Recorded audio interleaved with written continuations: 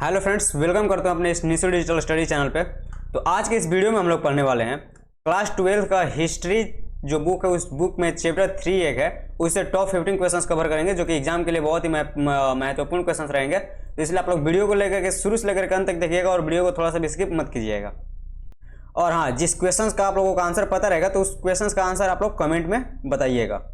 चलिए शुरू करते हैं आज का क्वेश्चन। पहला क्वेश्चन है कि वासुदेव कृष्ण किस वंश के थे। पहला क्वेश्चन है कि वासुदेव कृष्ण किस वंश के थे। पहला ऑप्शन है गुप्त वंश के, दूसरा है मौर्य वंश के, तीसरा है वृष्णि वंश के और चौथा है सातवाहन वंश के। तो दोस्तों वासुदेव कृष्ण वृष्णि वंश के थे। किस वंश के थे? वृष्णि वंश के। और हम गूगल पे सर्च करेंगे तो इसका देगा वासुदेव किस वंश के थे, तो यदुवंश के। यहाँ पे वृष्णि ऑप्शन हटा देगा, यदुवंश देगा, तो वहाँ पे हम लोग यदुवंश मारेंगे। ठीक है। दूसरा क्वेश्चन है कि 5 पांडवों में सबसे बड़ा कौन था। 5 पांडवों में सबसे बड़ा कौन था? अर्जुन, भीम, ऑप्शन सी है युधिष्ठिर, ऑप्शन डी है नकुल। तो 5 पांडवों में सबसे बड़ा युधिष्ठिर था, option number C. 3 number question है कि संकर्षण किसका दूसरा नाम था।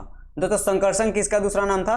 तो संकर्षण कृष्ण का नाम था, बलराम का नाम था, और सी ऑप्शन है भीम का और डी ऑप्शन है अर्जुन का।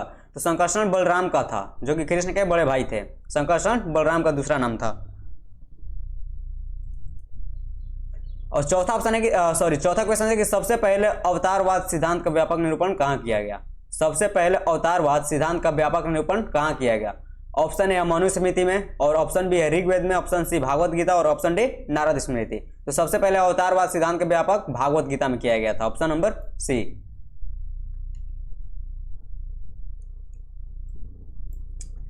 5 नंबर क्वेश्चन है कि महाभारत की रचना किस भाषा में हुई। महाभारत की रचना किस भाषा में हुई थी? संस्कृत भाषा में, पाली भाषा में, प्राकृत भाषा में, हिंदी भाषा में। दोस्तों महाभारत की रचना संस्कृत भाषा में हुई थी, ऑप्शन नंबर ए। 6 नंबर क्वेश्चन है कि पुराणों की संख्या कितनी है। दोस्तों पुराणों की संख्या कितनी है? 16 है, 18 है, 19 है, 20 है। तो पुराणों की संख्या 18 है, ऑप्शन नंबर बी हो जाएगा राइट आंसर। 7 नंबर क्वेश्चन है कि मनुस्मृति के रचयिता कौन थे। मनुस्मृति के रचयिता कौन थे दोस्तों? Option A Ved Vyas, option B है वाल्मीकि, ऑप्शन सी है मनु और ऑप्शन डी है इनमें से सभी। तो मनुस्मृति के रचयिता मनु थे, ऑप्शन नंबर सी।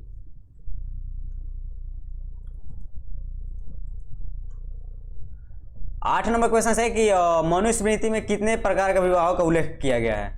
मनुस्मृति में कितने प्रकार के विवाहों का उल्लेख किया गया है? तो मनुस्मृति में 8 प्रकार के विवाह को उल्लेखन किया गया, ऑप्शन नंबर सी हो जाएगा राइट आंसर। 8 प्रकार के विवाह को उल्लेखन किया गया है। 9 नंबर क्वेश्चन है कि महाभारत किसने लिखा। दोस्तों महाभारत किसने लिखा? वाल्मीकि ने, मनु ने, कौटिल्य ने, वेद व्यास ने। तो महाभारत वेद व्यास ने लिखा था, option number D. 10 number question है कि प्राचीन भारत के महाकाव्य का नाम है। तो प्राचीन भारत के महाकाव्य का नाम महाभारत है, ऋग्वेद है, मनुस्मृति, इनमें से कोई नहीं। तो महाकाव्य का नाम महाभारत है। प्राचीन भारत के महाकाव्य का नाम Mahabharat, option number A. 11 number question है कि दुर्योधन की मां कौन थी। दोस्तों क्वेश्चन नंबर 11 है कि दुर्योधन की मां कौन थी। गांधारी थी, कुंती थी, माद्री थी, सत्यवती थी। तो ऑप्शन नंबर ए हो जाएगा, दुर्योधन की मां गांधारी थी।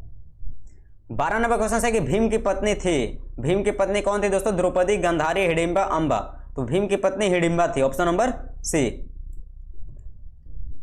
13 नंबर क्वेश्चन है कि निम्न में से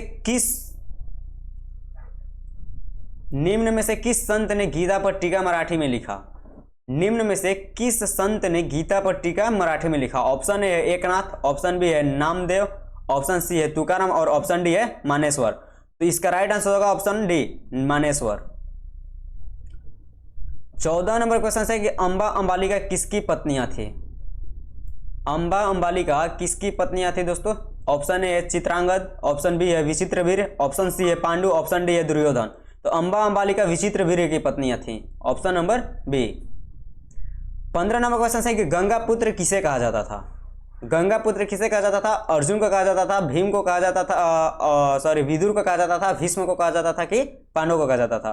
तो गंगा पुत्र भीष्म को कहा जाता था, ऑप्शन नंबर सी। तो फ्रेंड्स हमारे यही थे टॉप 15 क्वेश्चंस। अगर आप हमारा बताने का तरीका आप लोगों को पसंद आए और आप भी 12th की एग्जाम की तैयारी कर रहे हैं और 2024 में एग्जाम देने वाले हैं, तो हमारे चैनल को सब्सक्राइब करके जाइएगा और हाँ बेल आइकन को ऑन कर लीजिए ताकि कोई भी हम ऐसे 12th क्लास से रिलेटेड वीडियो अपलोड करें तो सबसे पहले आप तक पहुंच सके। Thanks for watching.